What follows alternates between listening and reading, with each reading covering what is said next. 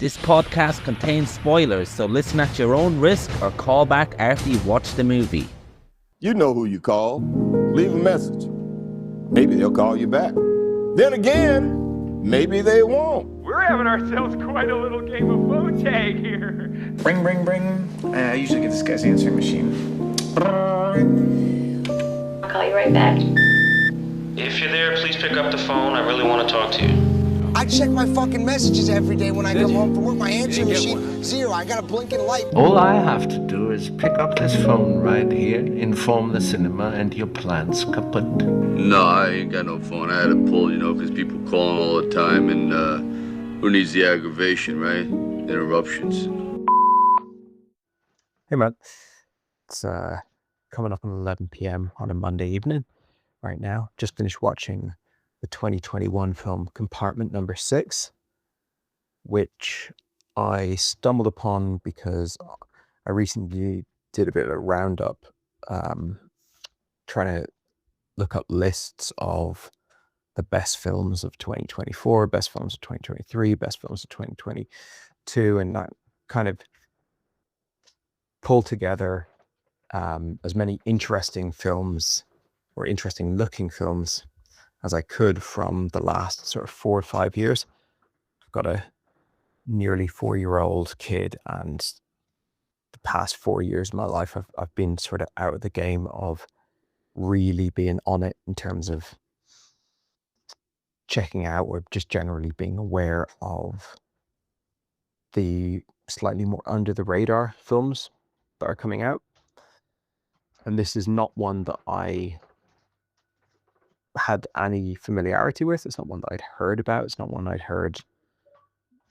hadn't had it personally recommended to me, hadn't heard it mentioned on podcasts I listened to, or kind of seen much coverage of it, or any coverage of it really. I mean, I might have done, but certainly didn't stick out in my memory. And I think I must have read just some little brief description of it a couple of months back and thought, interesting. Might be worth checking out. I think one point of intrigue for me is at least it seems to be on the face of it, a Russian film. I've now gone on IMDb after watching it and seen that it's from a Finnish director, actually a director who I've seen another film by, although I think they're very different, the films that I've seen by this director. But yeah, Russia is a very fascinating country to me, and it's a train movie. Perhaps that was some sort of subconscious element. I love a train movie. I think it was last year, you and I spent a week or two watching as many train movies as we could. And I've watched a hell of a lot of plane movies, and I kind of like something to these sort of like passenger vehicle based movies, which seems like it would be a very small niche, but actually there's like a pretty much endless supply of movies set on planes and trains and ships and stuff like that. And of train movies, there's a broad spectrum of the extent to which they are a train movie, which doesn't mean anything in and of itself. But what I mean by that is, do they just happen to be set on a train, or do they really showcase the train? Does it really feel like a train? And this movie, having just watched it now, I'd have to say would rank pretty damn high, if not right at the very top of the pile, in terms of films that kind of sell you on the train almost as a character, or certainly as a world unto itself. I mean, you got the likes of Snowpiercer, where it's like a very heightened, stylized, unrealistic thing. But, in terms of natural depictions of trains, this is right up there. So I don't know if I watched it because it's a train movie, but certainly if one were to watch this because of it being a train movie, then you're definitely going to get your money's worth. I mean, this is absolutely a train, all-you-can train buffet of a movie. Yeah, I really, really, really, really liked this movie. Took me a while to sort of, and I think this is kind of probably natural experience, maybe even the intended experience of this movie, but it took me a while to pin down what I was watching. I think in the early scenes, I was wondering, am I watching a horror film? I mean, it starts off in this sort of arty, intelligentsia type party in Moscow, all these like professors and artists, and she's a foreigner and she's an archaeology student. She's got this lover that seems very connected with all sorts of interesting, erudite people, and it's kind of it's not a leaving drinks for her specifically, but it's made clear that she's departing the next day off on a train journey across the country to like Siberia.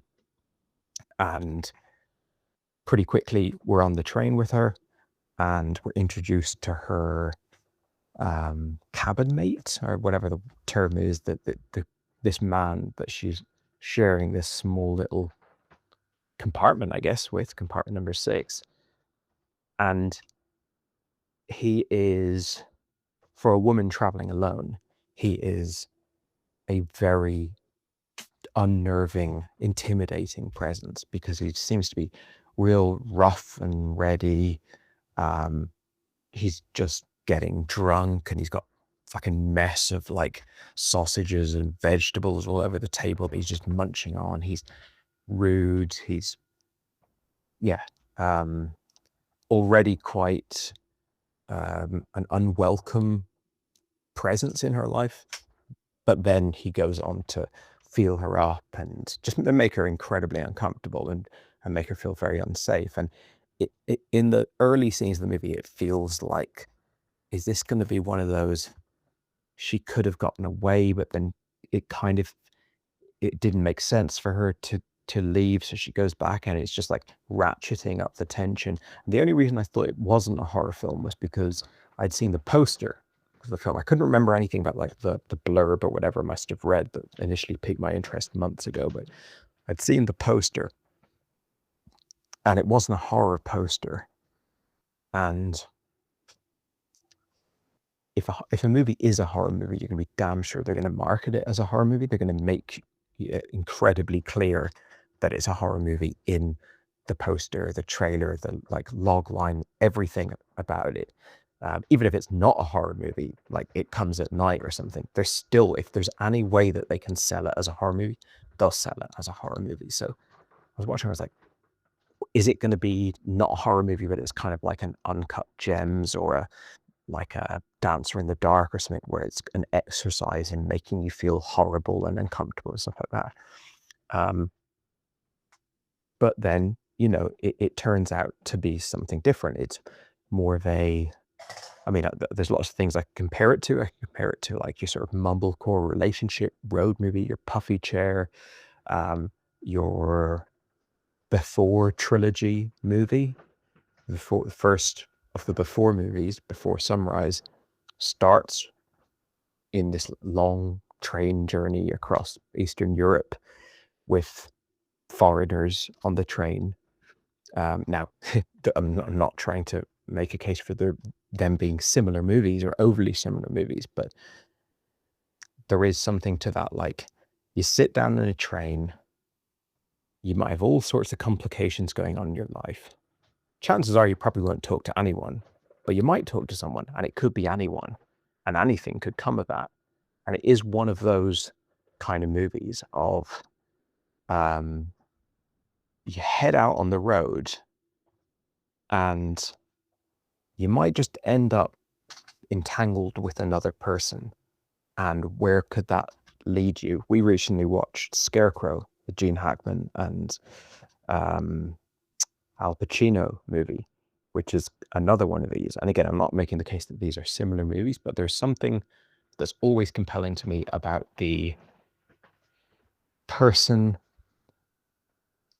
out in a sort of liminal space. Like, she doesn't intend, she's not wanting to be on the train. She's wanting to be at the destination.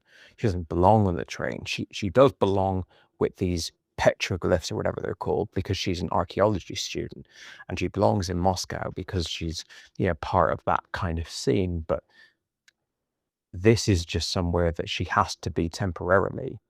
And, you know, the same could be said for him. He's got his place he's going to. He's going to work in this massive, big industrial mine. But, you know, it's kind of like the great leveler in a way. Like, everyone's got to squeeze into this train.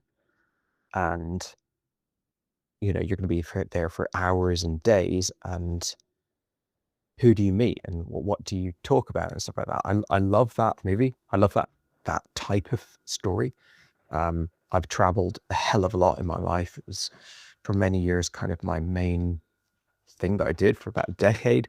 And I've spent so much time in that kind of, in those little bubbles of temporary relationship with someone that's very different to me. I hitchhiked for years all over the world and, you know, ended up, you know, really, really deeply and intensely connecting on a very, very temporary basis with interesting people, where maybe it starts off one way and it evolves into this, and it's really expedited because you're both sort of traveling.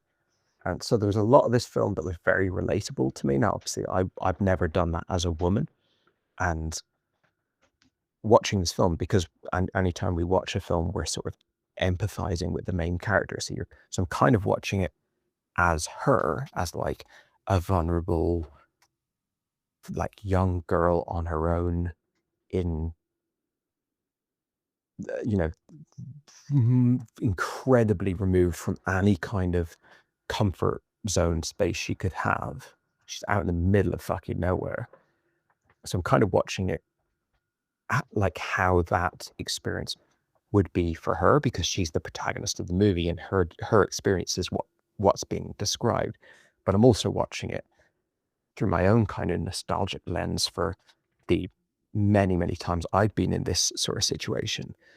And for me, it's been a source of great excitement and adventure. And it is for her in this film. By the end of the movie, as I said, like early in the movie, I'm kind of like, is this going to be a horror movie? No, then this is like a relationship movie. Is it sort of a class divide movie, like Green Book or something like this, where it's like, you know, two worlds colliding? It is all of these things. But I think another thing that it is ultimately for me is an adventure movie. Like, I genuinely feel this is an adventure film.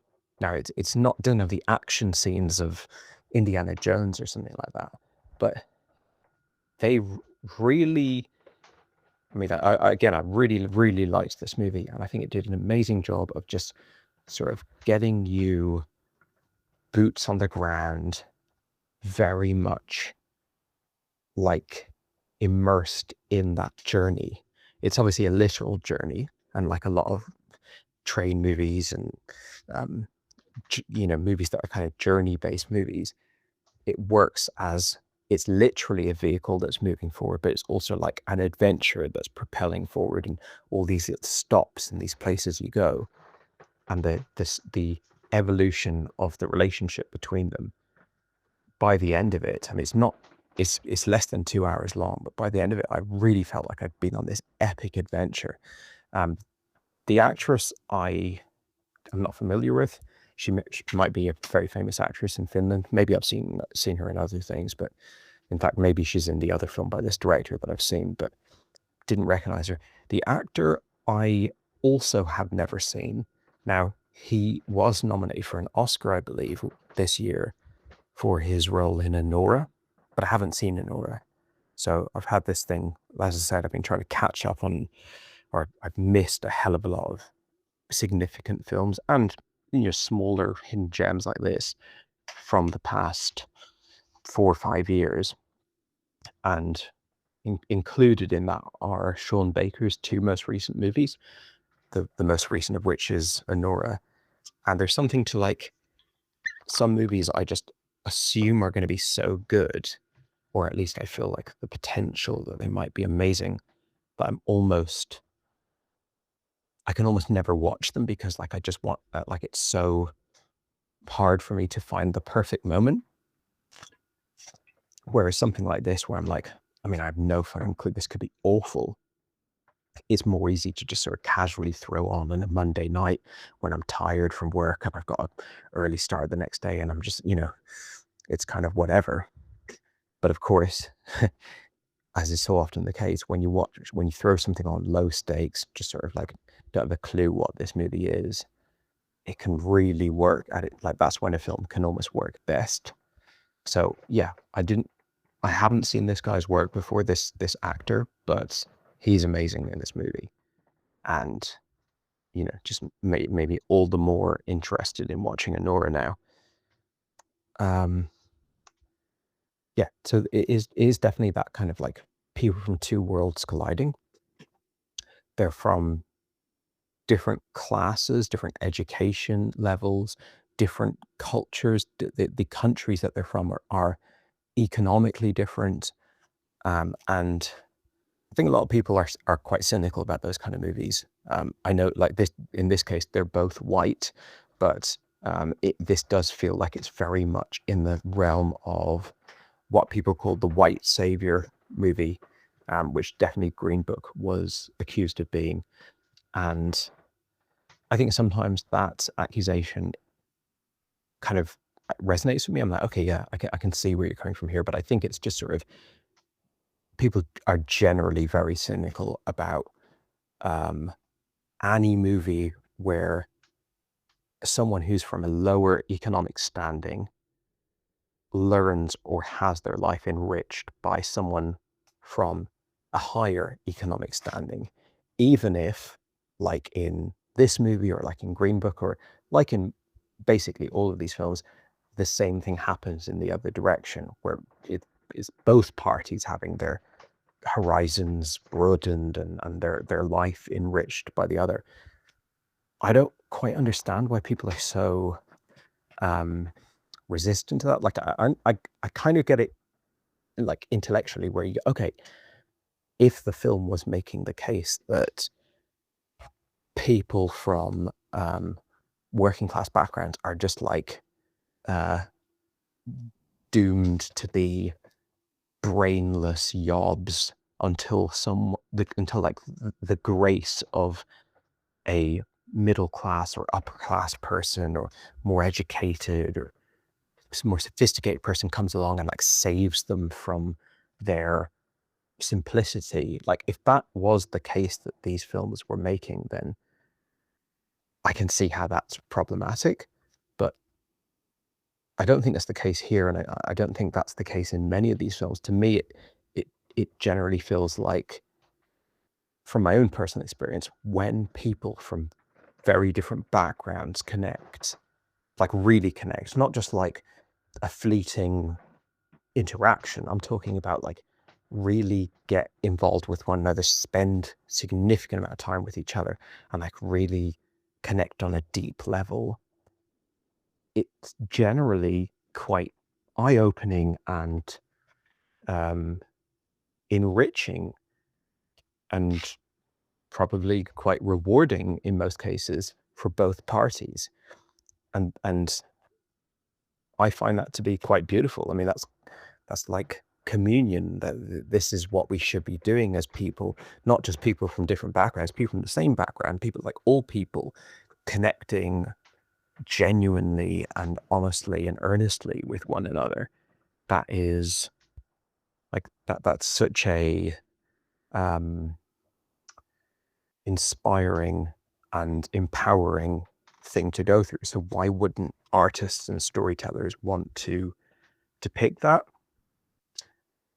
This film doesn't feel overly romanticized. It doesn't feel tokeny. It doesn't feel like I mean, there's actually a reference to Titanic at the end of the film, the James Cameron movie, which I don't know if that's like a deliberate reference, because that's kind of what happens between Rose and Kate in that film.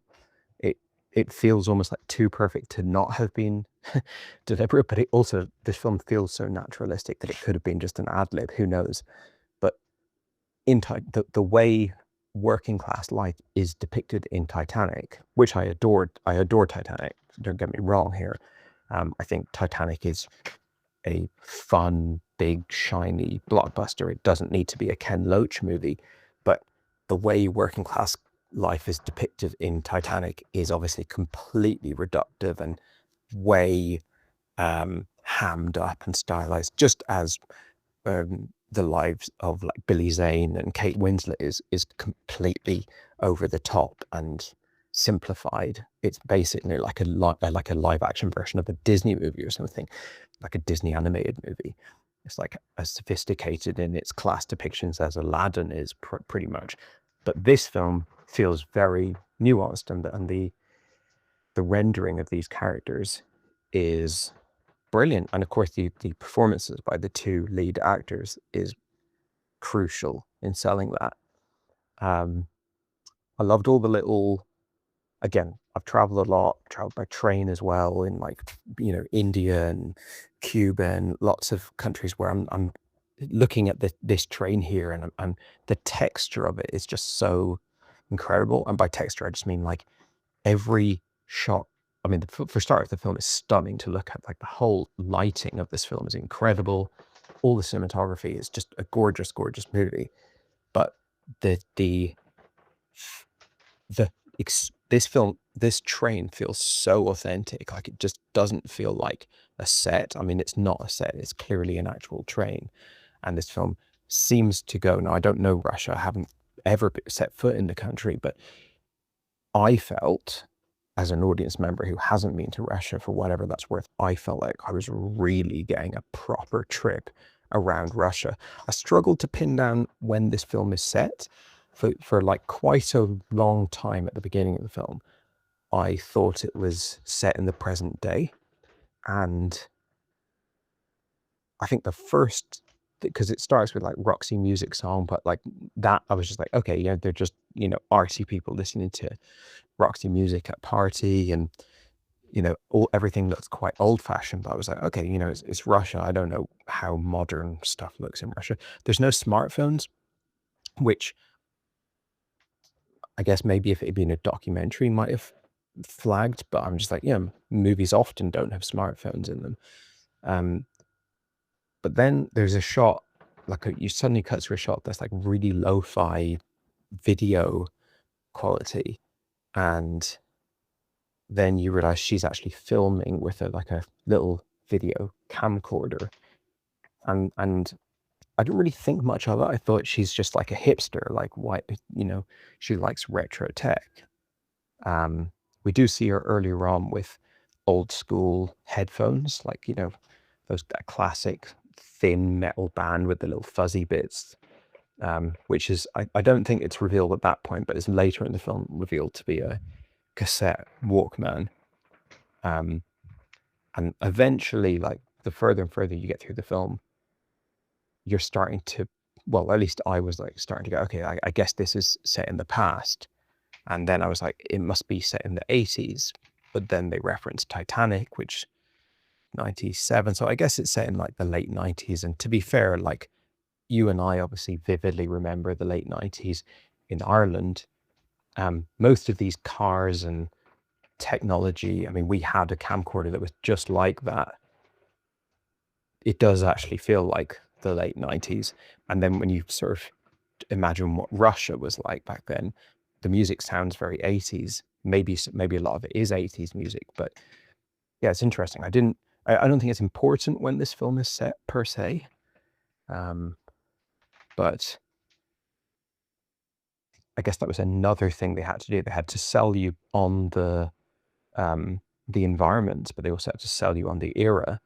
And it all comes together to just be like a very, very like detailed and immersive world that's been built here. Now, it could, like, building that world could be as simple as just like going to these places and just pointing a camera. I don't know how many cars you'd have to like clear out the way to make it look old school, but forgetting about the filmmaking task, just the viewing experience at the end is like a really great vision.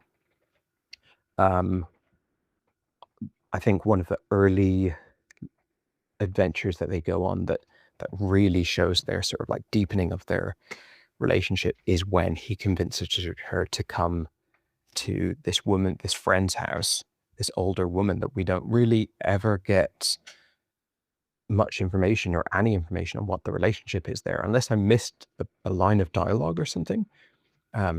It's established that it's not his mother. He says better than mama, which I guess means that this is some like important maternal figure to him that, you know, has found his, like, we don't know, but it's someone that cares about him and he cares about her, and they have a great night together. And again, I'm just like, I love, from my years of traveling, all this stuff is just like just such a great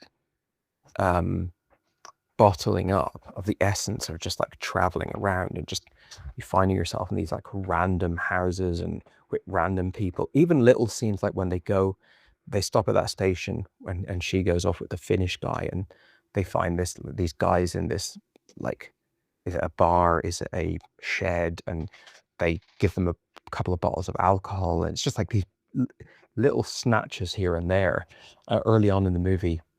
And I was actually finding it like pretty hilarious how, even though it's obviously very unnerving and terrifying and scary, I watched the first half of the movie with my wife before we got too tired and went to bed. But for her, she's a woman, she's watching this ratcheting up the uncomfortable tension and insecurity and vulnerability. And for her, it's a much more intense experience than it is for me, I'm sure. But there's some moments that are just so perfect. It's just such a perfect depiction of uncomfortableness that I actually just found it hilarious. Like, I mean, again, we're going back to like Uncut Gems level of like, it's hilarious how fucking stressful this is. Like when he is talking to her at one point earlier on, he's like waving his cigarette around in her face and like little fucking sparks are flying around in front of her. Or when the train first stops, she gets the security of like more people coming into the cabinet, but it's like a mother with like two kids, and we get this shot of her like frustrated walking out of the cabin with like a baby screaming inside. And I don't know, there's so much going on in this film. And of course, like many films before, and like many very generic like Hollywood films, it is a sort of odd couple eventually come to see value in each other, and then have they hate each other and they love each other and blah blah blah. Like it uses that kind of tropey relationship building in a really measured way, like in a way that never ever makes the film feel contrived or like it's like, obviously it doesn't remotely feel like a Hallmark movie or any kind of like genre flick. It feels very, very authentic, but it still takes advantage of a tradition of cinema, basically rom-com cinema, that goes back to like It Happened One Night and every rom-com ever made. Not that this is a rom-com, but it utilizes a lot of those tricks. I actually, at a certain point in the film, thought this is kind of like a platonic rom-com. It's like a platonic Before Sunrise or something. Now, it kind of transcends that a little bit, which is interesting. We see her at the beginning of the film in a relationship with a woman. It's not really ever established whether she's gay or she's bisexual or potentially even straight. I mean, it feels very much like she's unsure about like what to do with her life. She feels sort of aimless and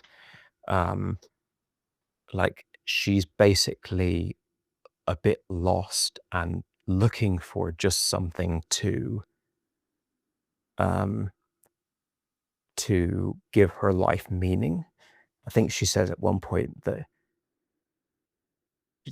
the relationship that she had with that woman was mainly her main kind of point of interest in it is I can't remember the exact phrasing, but it's something other than just like proper being in love with someone. It's the way she looked at her. So I wish I could remember the line, but the whole quest that she's on to go look at these rocks, it of course it's part of her academic pursuit and her burgeoning profession and stuff, but it feels right from that opening scene in the party that she is looking that she's not fully actualized as a person, and she's not she's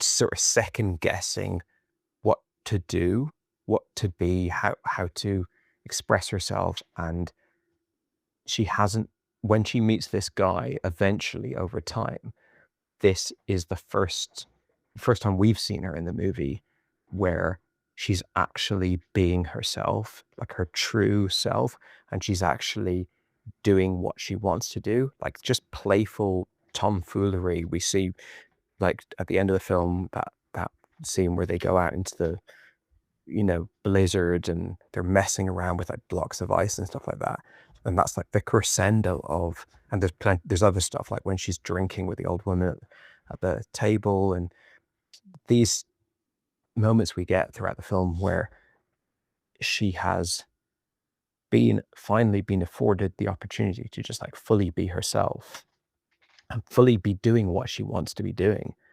And this again just rings so true from traveling with me, where there's times where you're traveling and you're like, I'm just sort of like floating around, keeping my eyes peeled, keeping my ears pricked for points of inspiration, but I'm not really like, what I'm doing, what I'm up to is not necessarily me, or it's not necessarily that important to me.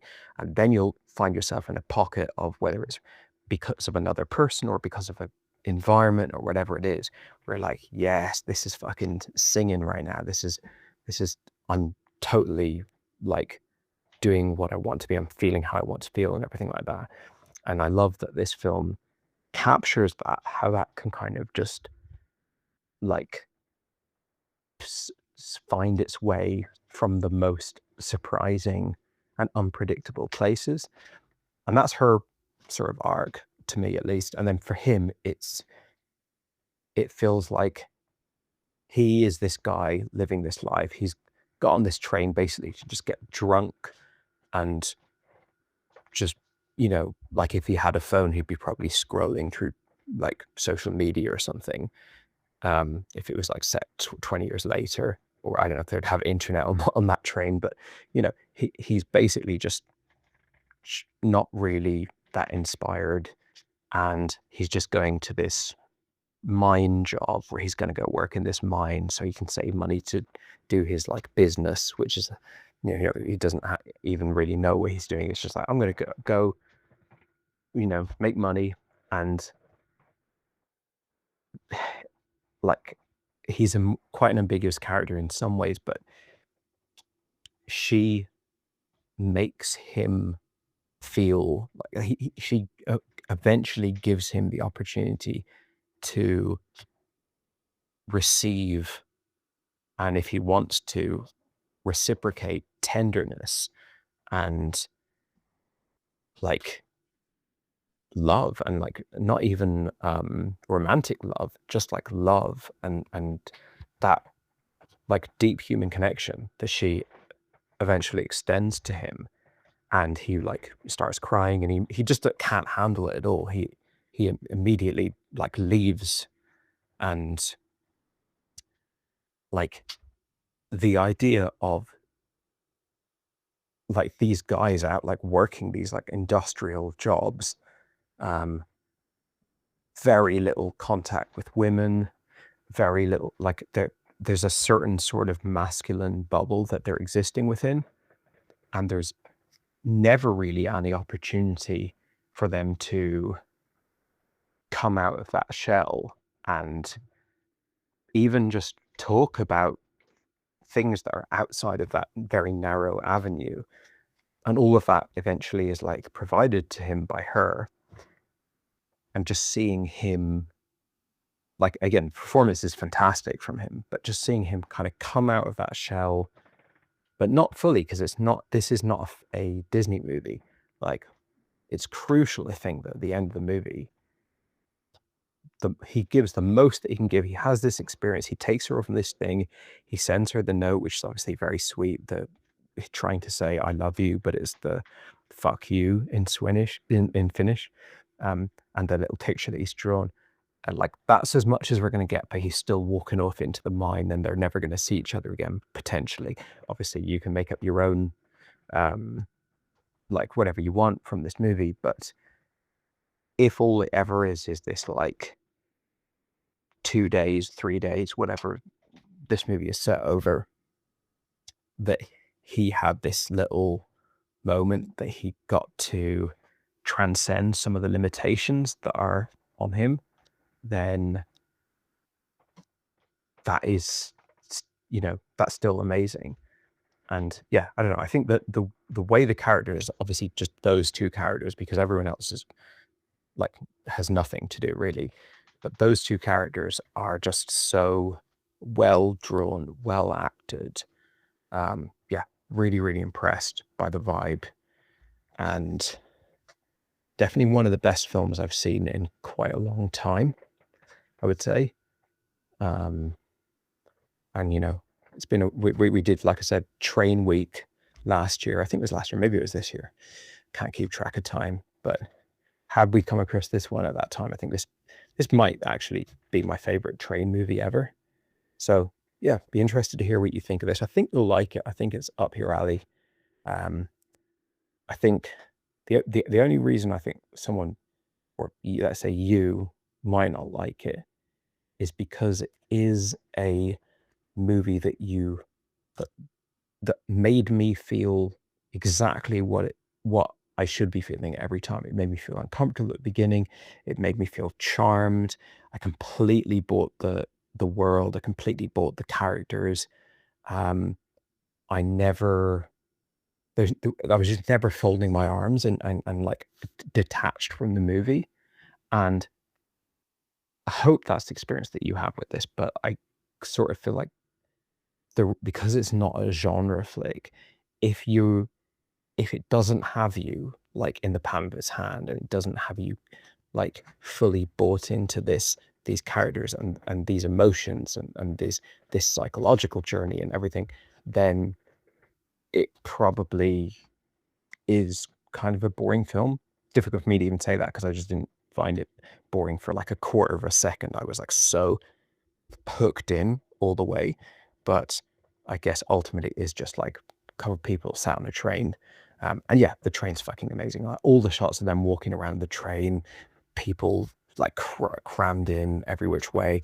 I love a movie that's set in kind of chaotic, I don't want to say claustrophobic, but like close quarters, that doesn't cheat it, it's like not like they specially went out of their way to get to like either make a giant set where the corridor is like 3 times as wide, or film it on a real train, but it's like a really abnormal sort of train that's way wider, or the cabins are way bigger. Like, it literally looks like those very trains that I've seen. I haven't been to Russia, but I've been on similar trains in other parts of the world. So the whole thing rang really true. And I've always been so fascinated by the parts of Russia that are beyond Moscow and St. Petersburg, that are off the beaten track. And we take in quite a few little towns and villages and other cities. And, it doesn't go too deep into them, because it is ultimately like going back to the train quite quickly. But anytime we got a look at that, I was like, oh man, this just looks so interesting. And it's so not where I'm used to seeing movies set in. So yeah, this film really gave me everything. Loved it. And yeah, hope you have a good time with it too. Hey man, next morning now, walking into the office, gorgeous sunny day. Realized I've left without my chapstick, which is a calamity. No turning back now. Been turning this movie over and over in my head and realised there's a couple of things that I didn't mention that I thought that kind of stuck out. For one, I don't think in my voice note there last night I mentioned the other major character that pops into the film for a little interlude. And there's one point where I can't remember the moment, but it's probably one of these times where she's feeling very alienated from this guy. Or maybe it's just a casual, it's in a corridor smoking a cigarette or something. I can't quite remember. But she spots this other Finn who's seems a bit kind of all at sea. He doesn't speak any Russian. And he's like a tall, handsome guy. And immediately, like within seconds, he's sort of positioned as, right, okay, this is the type of person that she would naturally be hanging out with. We've seen her for the past 20 minutes or whatever, hanging out with this chalk and cheese Russian miner guy. And this guy then comes on the scene. And it's funny because obviously we've seen this plenty of times in well, like I said last night, it's not a rom-com, but it uses a lot of rom-com DNA in it. We've seen this a lot in rom-coms or relationship dramas where you've got a sort of some third party that comes in to destabilize the dynamic. And he's the perfect foil for that. As soon as I laid eyes on him, I was like, oh, fuck, this guy's just going to ruin the vibe. You don't yet know whether he's going to be like a nice guy or not, or you don't really know anything about him, but it's just immediately clear that I think there's a scene where they come into the carriage together and our Russian miner guy, his face lights up like to see her coming back. And then when he sees the other guy behind her, he's like, oh, fucking hell. And I'm someone who's like a massive one-on-one socializer, but then I hate the very frequent occurrence of a third party being added into the equation. And you're hanging out with one person and they're like, oh, by the way, my friend's joining us in like a little bit. And it's like, oh, Jesus Christ, here we go. So it's nice to see a movie capture that. And then, of course, he turns out to be awful. I mean, he turns out to be truly awful because he steals them. He's essentially a con man. I've seen this so many times on the road. These guys who are kind of, they figured out a sort of social cachet. They figured out some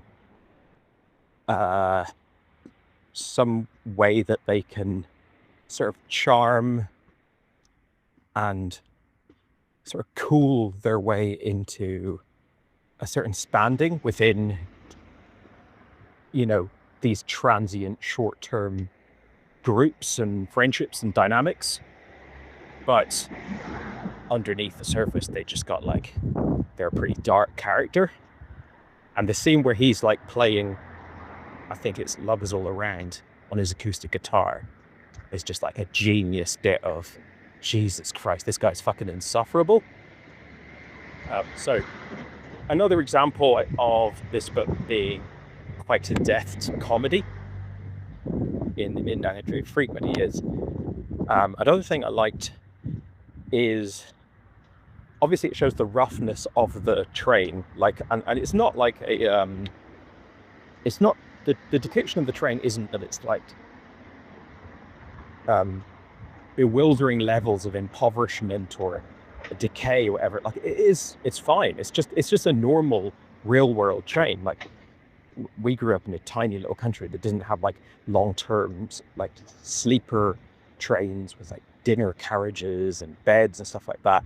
But still, like if you look at the trains when we would have taken the train as a kid, like it wasn't a hellhole, but it also hadn't been really updated or modernized for decades and just shabby. And I like that. But also the characters, this is more common with male characters in cinema, but in this case, even the female protagonist, she's not wearing makeup. Sure, her hair is greasy, unkempt. It's very unglamorous and therefore very realistic to just backpacking, just being a traveler like out of the wild. You're not trying to impress anyone. And I kind of liked that. again, there's just a lot of authenticity in this film. The more I think about it, and the more I just sort of think about those intersecting qualities of authenticity and then the magical, sort of the really engaging and entertaining and engrossing and enjoyable qualities of a rom-com. And I keep saying the word rom-com, but like insert your genre here, basically like a quirky relationship movie. I think just combining those two together is basically what this film does so well. It's what makes it sing. Yeah. So I think it's a film that you could probably give to anyone and they'd have a good time with it. There's other films that are like this, you know, like let's say Lost in Translation or something, where it's just like, we're going to get a couple of people, they're going to have good chemistry between them, they're going to both be good screen presences in and of themselves. They come into each other's lives, here's how it goes. And it's I suppose you could say it is a romance in a way, because there is that kiss between them. But that's probably an interesting scene to get people's read on. I think for me, there is a thing, you can be attracted to someone and clearly there's immense attraction going in both directions here. You can be attracted to someone in a way that transcends lust or, you know, romantic love, and you just want to get as close as possible to that person. And that's kind of how I interpreted that kiss. It wasn't that, I mean, I'm not saying this is a correct read on it, like it's completely open to interpretation, but for me it was like, well, she isn't making a romantic advance, like maybe that she would be up for them sleeping together, but it less feels like she's trying to initiate a romance to me, as much as she just really fucking connects with this guy, and she feels incredibly like she hasn't really felt this connection with someone maybe ever, or certainly not in the events of the film. I think at the beginning of the film, at that sort of bourgeois party where she's been very lightly humiliated for being maybe less sophisticated than this group that she's evidently spent months or maybe years in. We don't know how long she's been studying in Moscow. Like, you get the impression that it's been a long time since she had a true deep connection with someone. I think it's quite clear over the course of the film that her girlfriend is much less attached than she is. And that scene prior to the kiss, where they're drawing each other in the dinner carriage, like, it's kind of in one way it's at the peak of comfort between them, but as with any scene in this movie, we're not too far away from that comfort kind of breaking down, because the dude can't handle it, essentially. At the beginning of the movie, she's the one who's incredibly uncomfortable, and she's the one who's looking for an out, and he's very resistant to it. But once she eventually, like, kind of really sees his true heart and the true connection between them, then it's more a case of him retreating from it over and over again. So yeah, that kiss to me felt like I've identified this person of immense importance to me, and I want to touch the pin, for what, like, to put it in like very simplistic terms, whether it's an embrace or a kiss or whatever. So it's interesting, and I'm sure some people read it as just like, well, she's attracted to him, she wants to sleep with him, she wants to be his girlfriend or whatever, like, you know, basic movie kiss type, what a kiss usually is in a film like this. And, you know, that they may well be right. Maybe that's maybe that's a more sensible reading of it. But for me, it almost was a deeper and more interesting kiss scene than I've seen elsewhere. I'm trying to think. There was a couple of other things that popped into my head after I sent you that voice note, but they're gone now. So perhaps they'll be evoked by your response.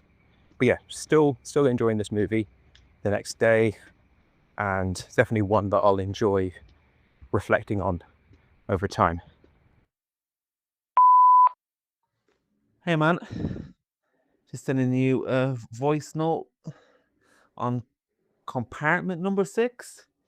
I think you sent the voice note yesterday, so I'm just in my back office / gaming room now, trying to stay cool in the heat. It's probably the coolest room in the house. My cat is beside me, panned out as well. So I don't know if she'll get involved in the conversation at some point. Yeah, really, really, really love this film. This is the type of heroin you want as a consumer of the drug of film. You need that hit. You can't have that watered down stuff. You gotta get that really good stuff. Sometimes if you don't get the direct hit, you get a bit cranky at a movie. I think that's what happens from time to time. Nothing to make me cranky about this movie. I enjoyed every minute of it. I came to this a little bit different to you. Now, number one, I had heard of Compartment Number 6 before. I hadn't seen it. I don't really remember in what context I had heard of this movie, but I imagine it's in relation to Yura Borisov, who plays the main guy in this movie. I saw him in Anora and really enjoyed his performance in that, and he got nominated for an Academy Award, if not won. Maybe he just got nominated. I can't remember, and I was shocked that he was even nominated. As much as I enjoyed his performance, it's good to see different performances get rewarded, and he's got such a non-leading man head. There's nothing remarkable about his face, I suppose. So when something like Anora, when he basically starts to become a character as being in the background for a little bit, you really take notice. Now in this, you're used to have a face like his in a movie like this. So when I saw him in this, I automatically thought of Anora. And they certainly use a much more watered down version of his persona and his energy and his sweetness under a rough exterior in Anora as well. It's very watered down. Now, you mentioned that you don't want to wreck watching Anora. I mean, Anora's almost like Mistress America by Noah Baumbach. It's just a screwball comedy. It's very different to his other stuff. I think he can put that on anytime. And me even mentioning it in the slightest wouldn't really give anything away. It's just a straight up crazy comedy. It's almost like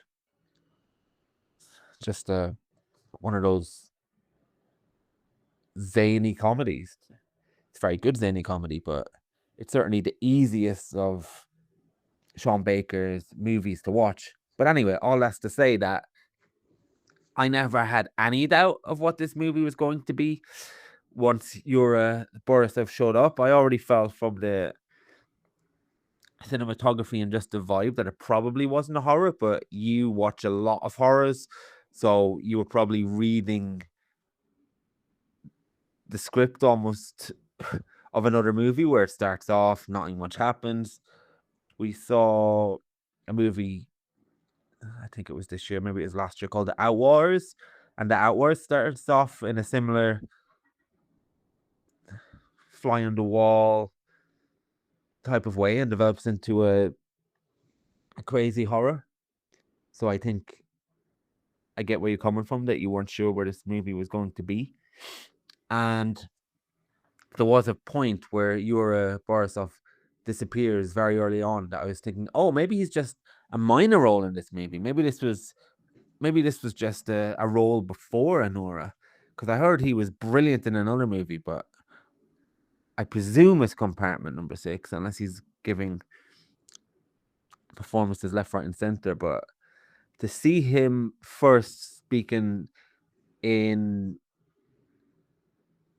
English, although he does speak Russian in Anora as well, but to see him now in his native tongue and having the charisma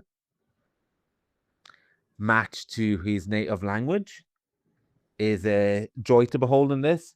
And I think the other actress, I think her name is Sadie Harla, although that's probably not how you pronounce that. My Finnish is terrible, is brilliant in this as well. So from the very beginning, you've got two fantastic leads and two fantastic performances and two very unremarkable characters in a very remarkable film.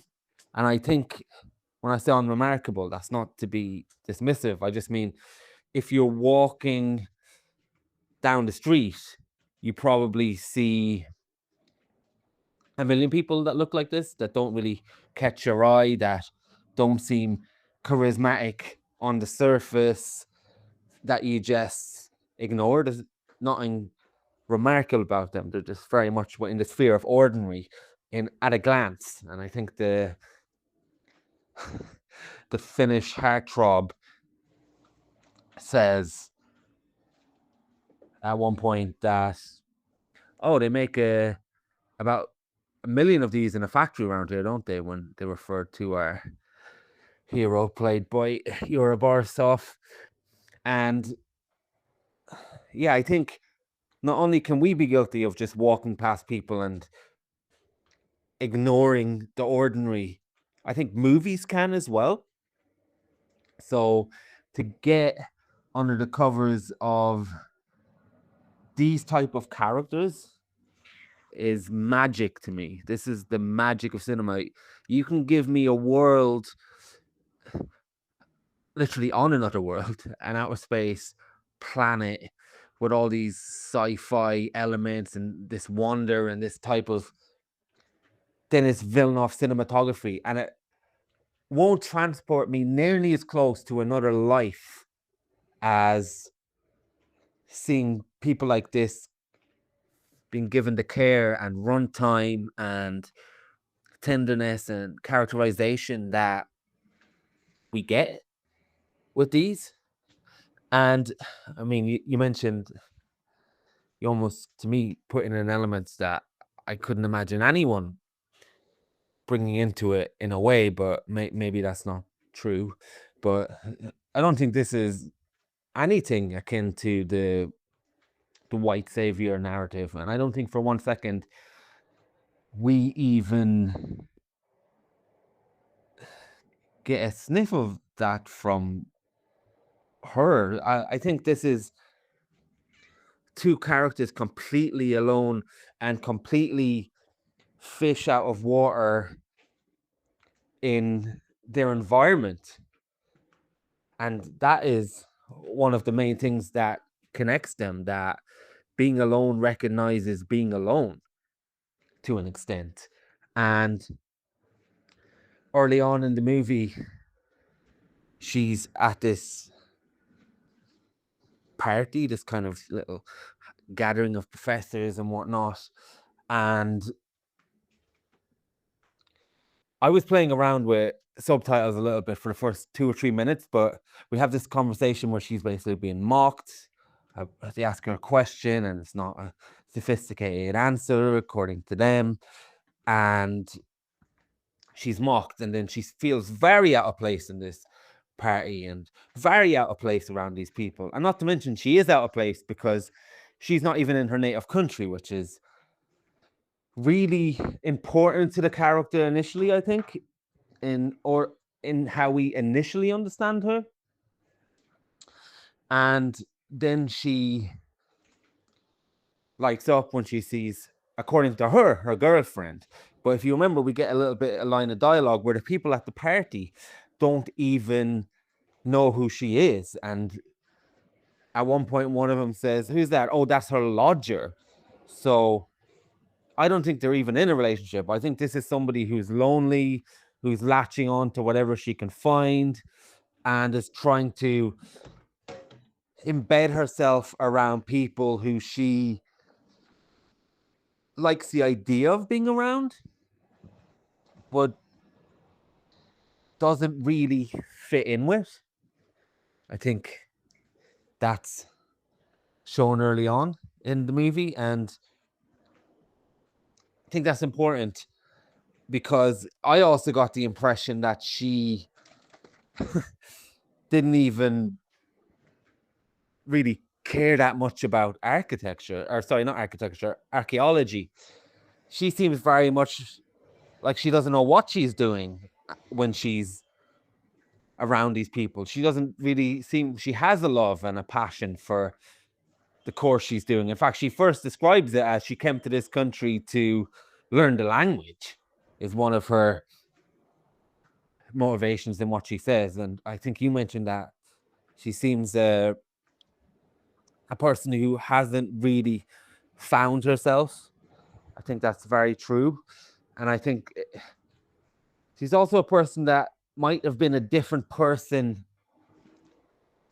when she left Finland, before she was stripped of her familiarity and her confidence, which also makes the scene with the Finnish guy when he shows up even more brilliant, and this almost character growth without ever having to give us dialogue around it. I think this movie has some of its best scenes when it doesn't have dialogue, actually, and it's just in an expression, it's in a look, it's in a mannerism. And so obviously when she sees the Finnish guy, yeah, you could say she's attracted to him for sure, but she also recognizes he's Finnish from his accent. Now that might be lost on us when we have to read subtitles and maybe don't know the intricacies of the language, but she recognizes he's Finnish, and that's the bit of home comfort. That's the bit of who I am. That's the bit who I was. I know what it's like to be Finnish. I don't know what it's like to be Russian. And when she's talking with the Russian guy, she realizes, you know, and again, this is all open to interpretation. This could be a load of bollocks, but for me, she realizes that the things that she tried to be and the things she's trying to be familiar with, including literally Finland, just doesn't appeal to her. And like you mentioned, she is able to be herself around this guy Borisov plays, because he's to some extent able to be himself for all his emotional, or their lack of, I guess, emotional repression, I suppose. He is at times very much to be himself and not care what people think. So when she sees him outside playing with a snowball and doing kick-ups and everything, there's an authenticity, and there's a childlike character that she's very drawn to, and that she's almost, I feel, suppressed in herself, and with trying to move in circles that probably she's not suited to. So I think that's all very well realized. And I think you mentioned as well that this movie gives us rom-com elements, as you keep saying, and then it gives us authentic scenes of Russia and whatnot. I feel like that's very reflected in the characters as well, where they're battling authenticity and what to show. But anyway, all that's to say, she heads off on the road trip, and we've seen a lot of road trip movies, although this isn't a road trip, this is a train trip. And I feel like it's the most uninspired, unenthusiastic road trip or journey, should I say, that anyone has ever gone on. She doesn't want to go. The person who's meant to go with her basically cancelled and doesn't feel strongly about her. It's the impression I got, because she's also on the phone with someone else when the main girl rings her. And I think she's almost doing it to get rid of her for a while to some extent. And yeah, so she sets out on this trip. And yeah, I hadn't considered what you said, but I do agree with you. Made a good point that it is an adventure. But you know what? It doesn't become an adventure until she connects with Borisov.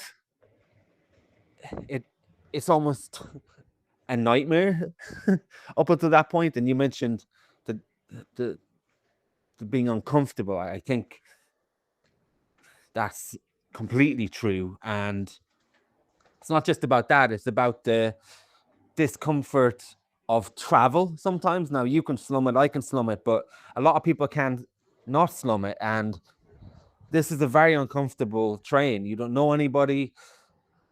Russian people are very rude on the surface. And she doesn't even want to be here. She's trying to keep moving almost to keep her mind off stuff. She's almost pre-programmed to do this trick, so she doesn't have to stop and think. And then we see how uncomfortable when Borisov arrives. And like you said, he's flicking cigarettes everywhere. There's the sausage. You can smell that cabin, man. You can smell that cabin so well. I'm thinking, open a window. Oh, thank God she's opened the window. Now he's opened the window. Oh, must be cold and smelly. And it's just completely uncomfortable, completely cramped. They're all in each other's space. He's horrible. But I like the way we get him to begin with, because it's not like he dials down his horribleness later. He just probably caught him at a bad moment to amplify his bad qualities. He absolutely gets sloshed drunk. I feel like he doesn't know how to talk to a girl, like you said. So he's very obnoxious. He's swearing at her. He's saying, I don't give a fuck if you're from Finland. But it's almost like a protection, because he doesn't know how to talk to her, and he doesn't know how to feel on the same level. He certainly feels inferior. But I feel like the actress does a brilliant job of allowing us to enjoy Borisov's performance and allowing us to take the cues from her of how we should feel about him. Because even when he's getting obnoxious and he's being really ridiculous, she's almost amused and bemused by the situation. There's a look in her face where she doesn't know whether to get angry or she doesn't know whether to laugh. It's absolutely a brilliant performance. And then we're thinking, okay, well, even though it feels a little bit uncomfortable for us and it's a bit horrifying, and we could imagine ourselves in that situation, she's really selling that there's something about it she's amused by, even if it's the surrealness of this man who's just completely ridiculous. And then crucially, when he goes to grab her, obviously we get the language. What he's saying, are you trying to sell your pussy? So, or sell your cunt, as he says. And her reaction is almost, right, you've had enough now, mister. You're too drunk. I'm getting out of here. You're just a drunk, right? So she sells it at a range of emotion that allows us to find this guy redeemable. And I really love as well how she does all the necessary steps to get away from this guy after that moment. And then it totally makes sense why she continues the journey with him, and her acting and how threatening she actually finds him sells it of how she can go back as well. And for instance, she tries to move train and tries to move carriage, and it's really cramped and it's really disorientating. And at this point, all the Russians seem like horrible people.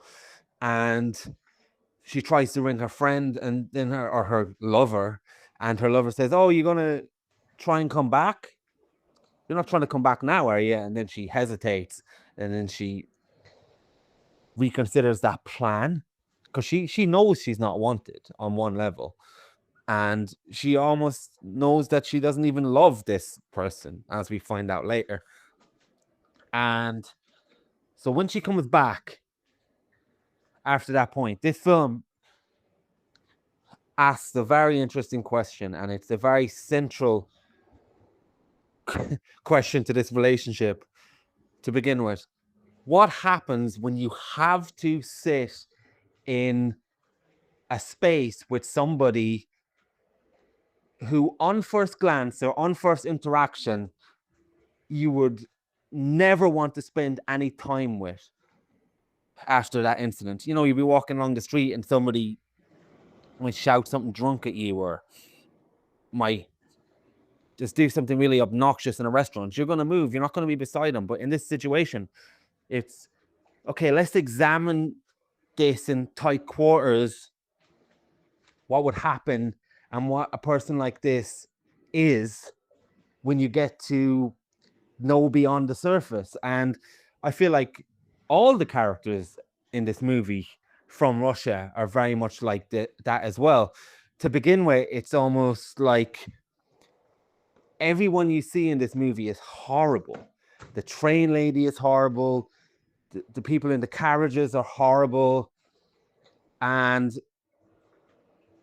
when she's ringing on the phone, someone's banging on the phone, and then he seems horrible, but then Borisov tells him fuck off, and the Russian guy says, wow, no need to be horrible.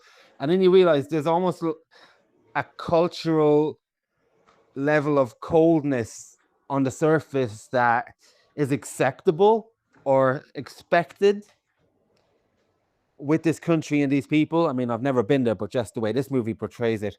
And then if you just spend a little time around these people, you will get to know which is them being rude and which is their demeanor, which is an acceptable demeanor. And I think the cabin lady starts to warm, and then she is wandering around when she's off the train at one point, and then these Russians give them a drink and say cheers and whatnot. And I think she's almost culturally at sea, so it seems very intimidating and scary until she starts to vibe with the culture more. You know, they're not drinking because they're a bunch of horrible monsters. They're drinking because that is the culture of the land, and there's some camaraderie and there's some companionship to be had with that as well. So I really like that. And there's a brilliant scene in this movie, and there's countless brilliant scenes in this movie. And one of those scenes is, initially the camera takes time to show her trying to get away from Borisov, and the cabin is cramped and everything is stuffy and it's just horrible, even when she's walking through it. Then when they first start to connect and have an experience together, we see her going through that cabin. I don't know if she goes to get a drink or what she goes, but she's walking by herself and she's smiling, she's happy. And even now, the cabins being compact aren't horrifying anymore. They're fun and they're adventurous, like you said. And I do agree, this is when the adventure happens, when you have a friend or someone you feel something about on whatever level to do something with, and then it's fun now. She's on an adventure, and I think that's a very good point by you.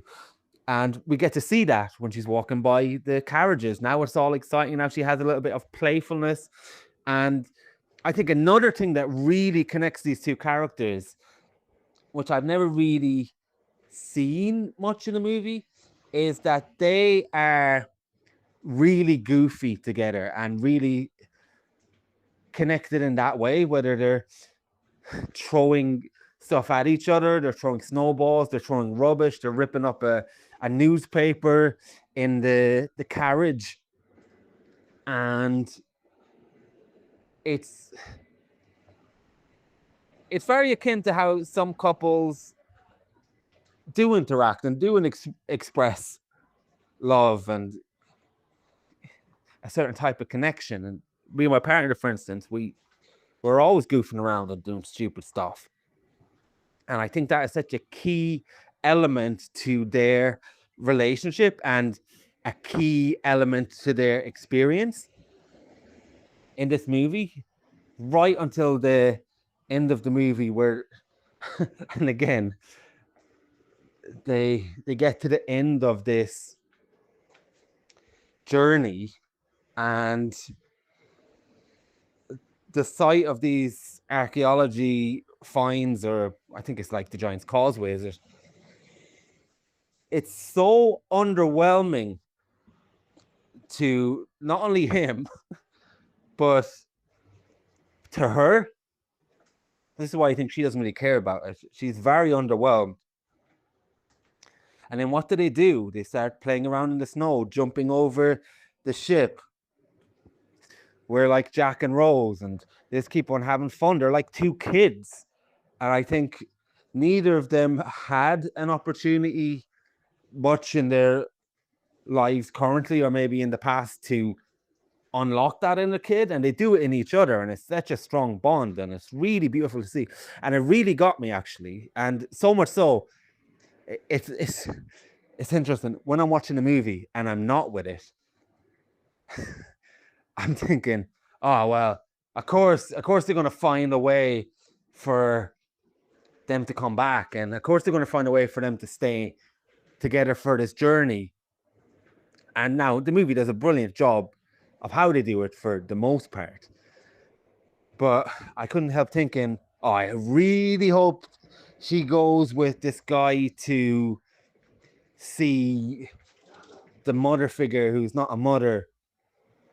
I really hope she goes with him, because I'm starting to like him, and I'm starting to like him together, and maybe she'll get a chance to see more about him. And when you're thinking, I hope this happens, not look what the movie had to do to make this happen. This movie has got you hook, line, and sinker.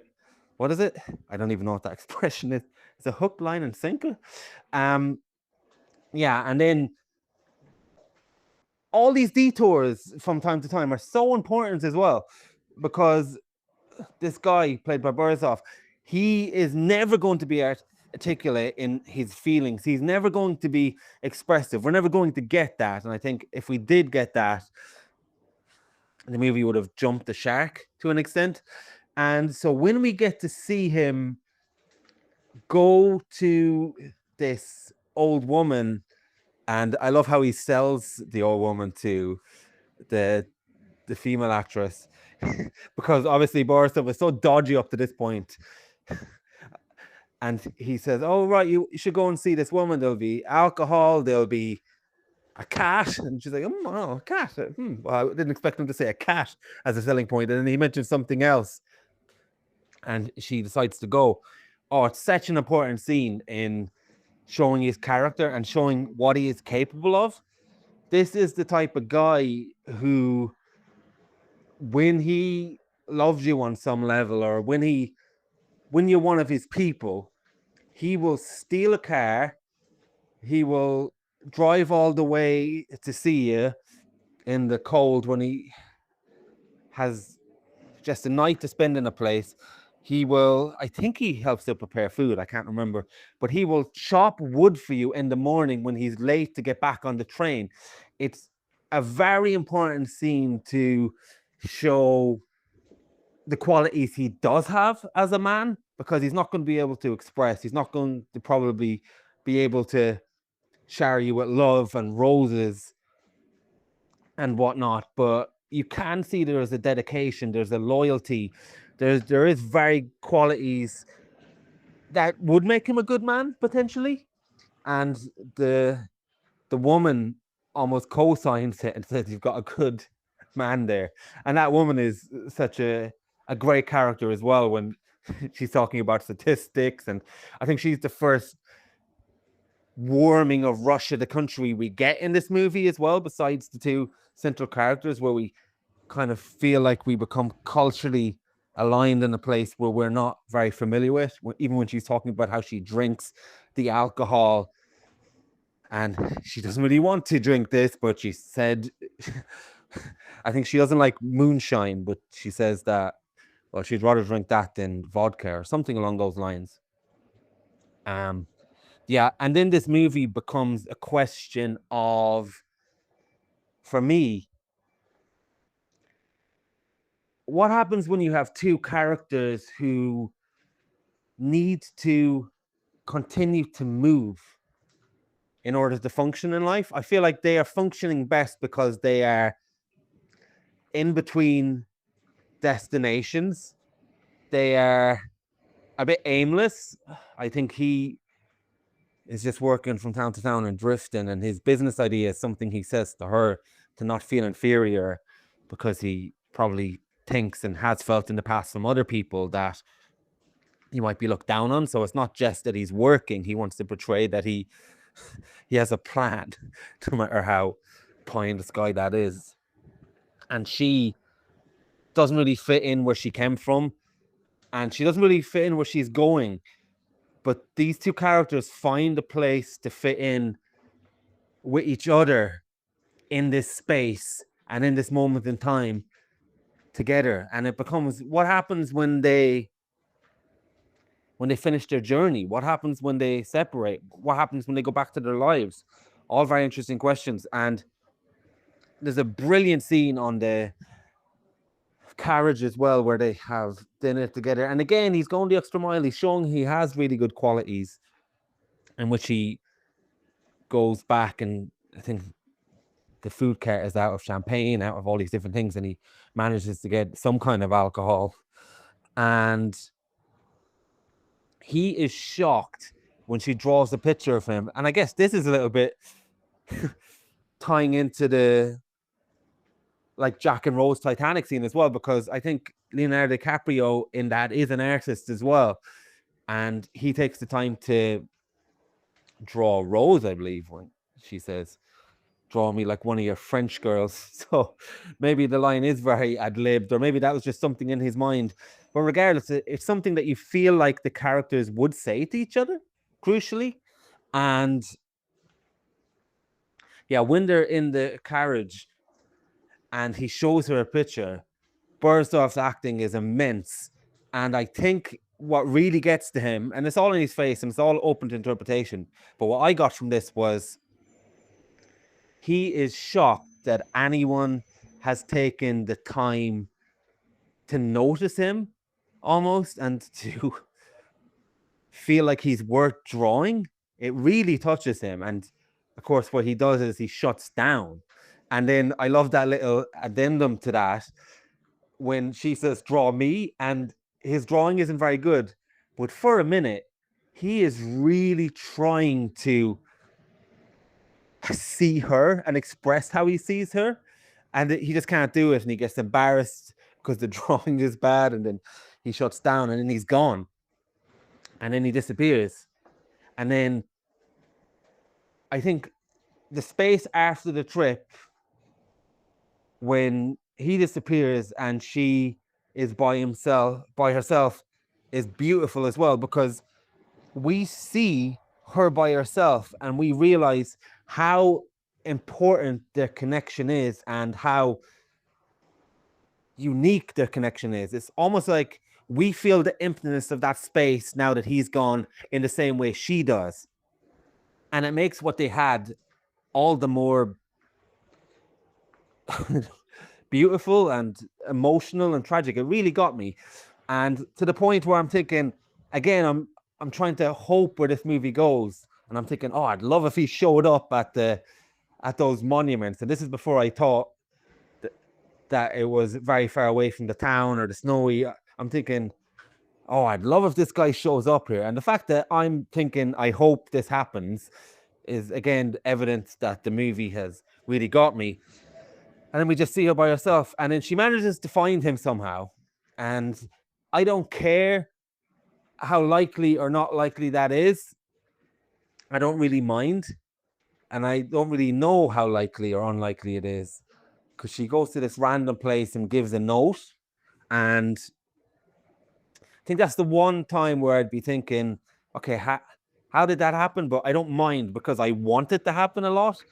You could give me the most contrived rom-com, and if I'm in it, I want something to happen to make them reconnect. And maybe that's how people feel when they're on board with these small C rom-coms. And again, this isn't a rom-com by any means. So, and when they do meet up again, we just get an electric reconnection. And I think the fact that we get this little space before that where she's by herself just really magnifies that. And the scene at the end where what does he do? He wakes up and she's gone. She's in the car and he's going to work. And bear in mind, this guy spent all night helping her and determined to help her get to the place. This again shows his qualities. And he goes straight to work. So I don't think it's so much as he's abandoning her at this point as he just needs to go to work because he spent all night trying to make this happen. And when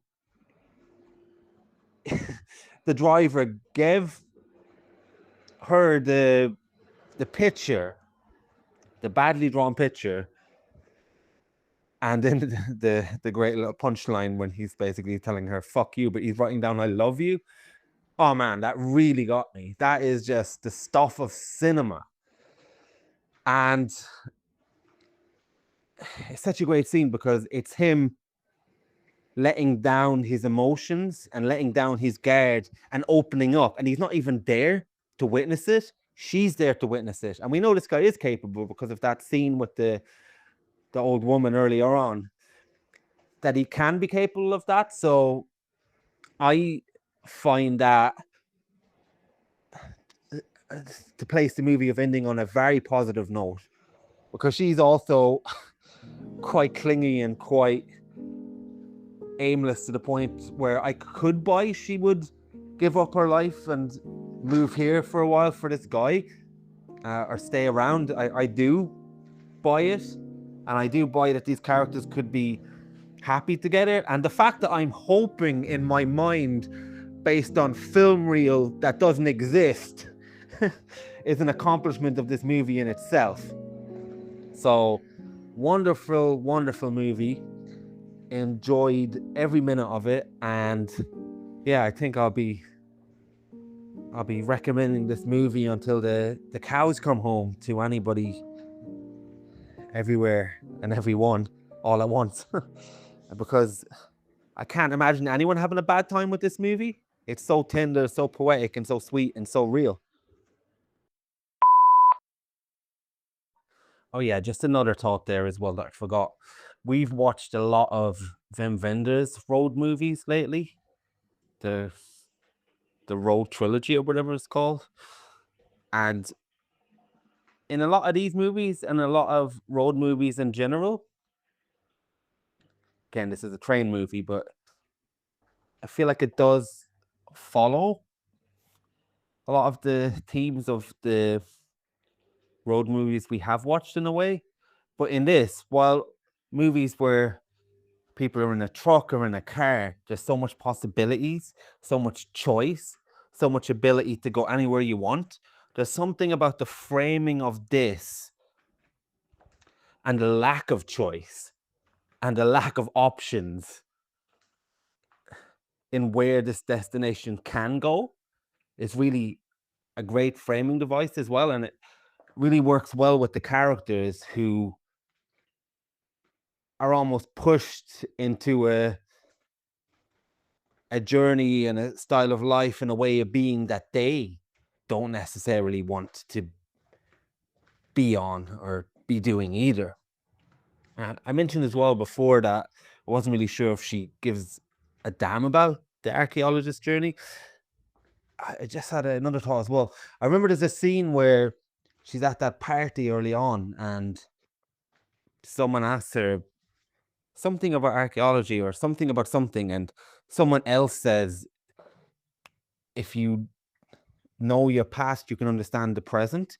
And then when Borisov asks her why she wants to go there, she quotes the guy at the parties line. So it makes me think she doesn't even believe in the journey she's on as well.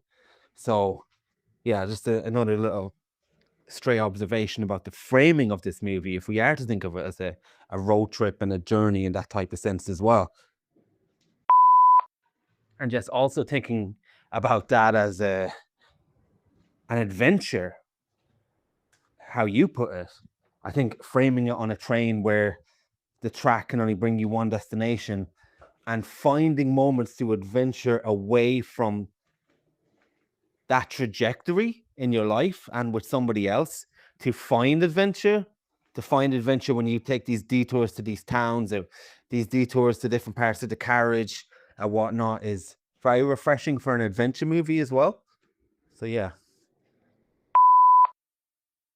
Hey man, lovely to hear your thoughts there on the movie. Just got in the door now, running the bath for the kids. Yeah, I think you watch so many movies that you probably would have got to this at some point, regardless of me putting you onto it, but still feels really nice to recommend a film to someone and then just have an absolute blast with it. It's one of the best feelings. Yeah, very little to add, to be honest. Just like completely agree with everything you said. I loved this film when I saw it, whether it was yesterday or the day before. I think it was 2 days ago. And I love it. I love it more now, frankly. It's a movie that kind of like the before movies, like you just sort of you watch it and then you just like they're part of my they're like you feel like they're part of your company of like film characters out there in the world that you just get a warm feeling when you think about. So yeah, and your description of everything was incredible. Like really put it incredibly well. Yeah, very little to add. Just took a couple of notes on your voice notes there. I like what you said about this movie featuring unremarkable people.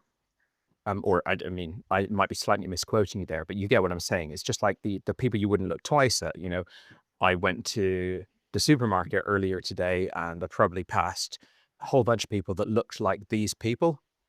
And there's been a few movies over the years, like Eternal Sunshine is one where it features massive A-list talents as the romantic leads, but they've tried to do what they can to normalify them.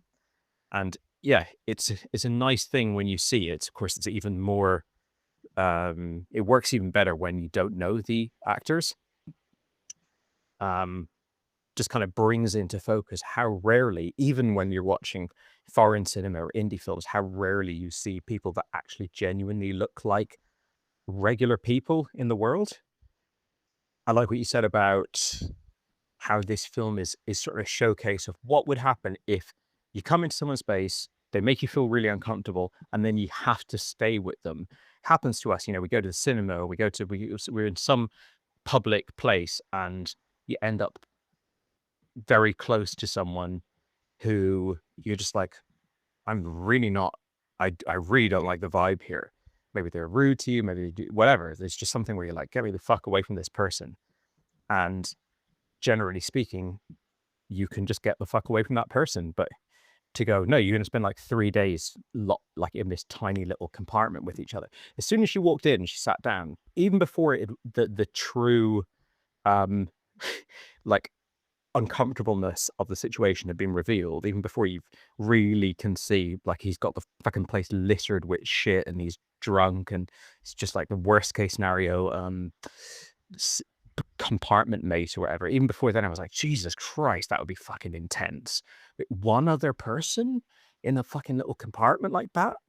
And I guess I probably anticipated that it would be a long train journey just because it's Russia.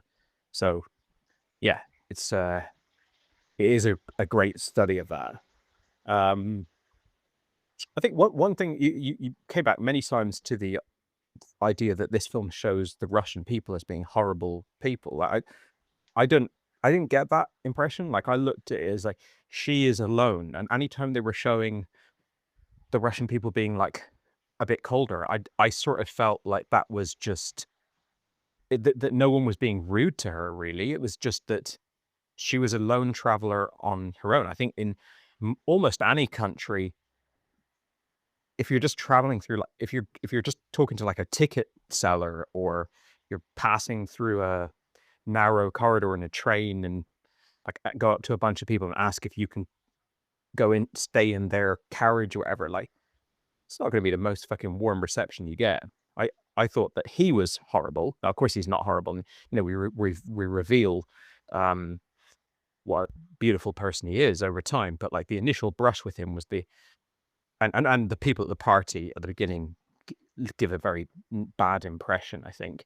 But by and large, I just thought that no one gave a shit about her, as people don't when we're just walking through life and we see someone. They're just someone to navigate around and make sure that you know, there's no drama goes down. But people don't really give a shit about each other out in the wild. And she was just a person thousands of miles away from where she comes from and completely alone in the world. And it's the film, to me, makes very clear in those interactions with other people on the train that just nobody could give two fucks about her, and that just informs how alone she feels. Another point you mentioned a couple of times was how sometimes movies have this thing where, like, we've got to get the two characters together. We got to get him. He manages to catch her at the airport, or, you know, he goes to someone else's wedding, and then lo and behold, she's another guest at the wedding, and all these contrived, okay, I get it, you're going to force them. Oh, they just decided that they were going to part ways and never see each other again, but then some massive, like, Deus Ex Machina maneuver comes in and cancels that out. And let me just turn this battle. How this film, you felt was, you could tell it was really working on you because you wanted the film to just find any possible way to get these people back together. Great point. I think it takes some work. It's not just that, like, you buy into these characters, you're really invested in this partnership, and therefore you don't care about it being a bit contrived. I feel like it isn't that contrived. They really go out of their way to make everything plausible. The one point that you said was you questioned its plausibility was, could she find him at that mine, you know, later in the movie? Just to remind you, he doesn't just say he's going to work in a mine. He says, I'm going to work in COR or something. The way he describes it, the terms he describes it in, is it's this incredibly famous, maybe it's like the biggest mine in the country or something. It's I would imagine that whole area, the pivots around this mine. So it's very easy for her to locate the mine. It's very easy for her to get to it. Now, you could debate, how does she know his surname? I don't know. I don't recall if she knows his surname. Is a mine of that, like, got too many staff, like maybe it has like thousands of staff, to the point where you might struggle to make that work. But from my own experience traveling, like, that doesn't seem, managing to get to him, I didn't think was like a bit of movie magic. Like, okay, you just got to kind of go with it. That did seem fairly plausible to me. So I think it's great that we're invested in it and that we want it to work out between them. But I also think that the movie isn't overly contrived in that way. And I think it's, again, just like a perfect balance between Hollywood's genre stuff and realism. And that's something I've always loved. I've always admired, like, a heist movie that's got loads of realism in it. So it kind of like it gives you all of the entertainment value of a Hollywood movie, and it also makes you really buying into everything. This film is like another perfect example of, like, combining a formulaic genre with something that feels really, really authentic. And then just one last little point that you raised that I wanted to touch on. You mentioned many times in your voice note that it's not a road movie because it's a train movie. And as you were saying that, I was like, well, surely a train movie is a road movie. Like any road movie, I don't take it as literally being on the road. It's just like a traveling movie. But you raise a good point in the end where like there is a very distinct difference, because on the road movie, you can turn your car down any road you want. You can go wherever you want. A train movie, even though this is a unique train movie in the fact that they can go and spend time in other cities and towns like at great length, but nevertheless they can't choose which way to go. They can't ever make decisions on the direction of it. And that, yeah, does make a really strong case for the train movie as a road movie. But most of the train movies I've seen have been action movies or thrillers or stuff like that. This is, I'm not sure if I've seen another one that is like using the road movie genre, but on a train. And it's a nice kind of combination between freedom of choice and predestination. So yeah, again, this feels really rich. It's got a lot of different themes, but they're not like big, like fancy allegorical themes. They're just like good, strong thought that's gone into the construction of this film. So yeah, really glad you had a great time with it. As you said, I'll be recommending this film for years to come, and I'd find it a little heartbreaking if someone was to come back at me and say this was a piece of shit. So I'm glad you didn't. Yeah, funnily enough, first thing I look at is the first few comments who came up in, I think it was Google or something, when I was typing in the movie, and it was people absolutely losing their mind with boredom about the movie and having a horrible time. So I'm thinking, oh, so you can have that experience. It's amazing how far removed from something like that you can have, but having it with another film and not being able to understand it in the film that you loved so much. So it does exist, but I think it's much less likely in a movie like that. And yeah, maybe horrible people is too strong. Maybe what is more accurate, it feels like a horrible experience initially until she understands the culture and the tone of the people a little bit better. But yeah, thanks for putting this on my desk, and we enjoyed watching it and hearing your thoughts and talking about it. Your mailbox is full. Please delete new or stored messages which you no longer need so that new messages may be received.